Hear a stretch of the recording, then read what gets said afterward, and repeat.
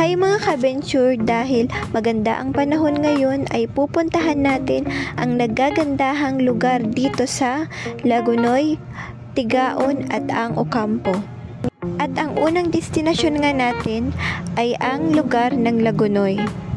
Tamang-tama nga kasi nga gutom na nga kami at hindi pa kami nagbe-breakfast. Kaya ang una naming pinuntahan ay itong kapihan sa Ginurangan.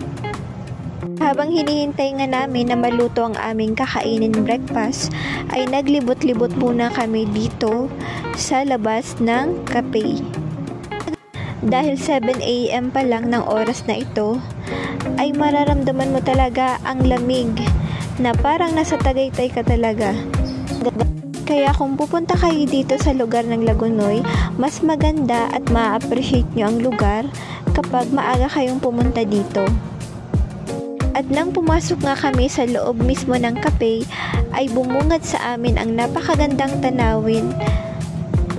Ang in-order nga pala namin ay long silog at hot silog at 2 hot choco. Sobrang mura lang ng pagkain dito. Alam nyo ba na umabot lang ng 283 pesos yung in-order namin? Swak na swak talaga, lalo na sa mga katulad ko na budgetarian. And marami ka pang pagpipilian. And meron din silang mga tinitinda na mga kakanin na pwede mong gawing pasalubong. At maliban nga dyan, meron din silang mga dessert at ang kanilang bestseller na kapeng barako. At ang isa pa sa nagustuhan ko dito, sobrang accommodating na mga staff. And sa pagpasok mo dito sa mismong cafe, ay mapipil mo talaga na welcome ka talaga dito.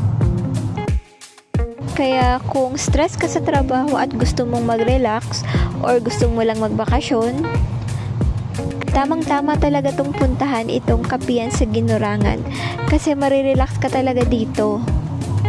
Halos magto 2 hours lang kami dito kasi marami pa kaming pupuntahan. Pero sobrang sulit na sulit yung pagpunta namin dito.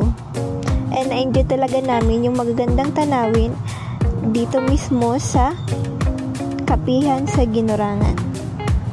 Tamang-tama talaga tong lugar na to para sa gustong mag-date, magbabarkada na gustong mag-banding or family gathering.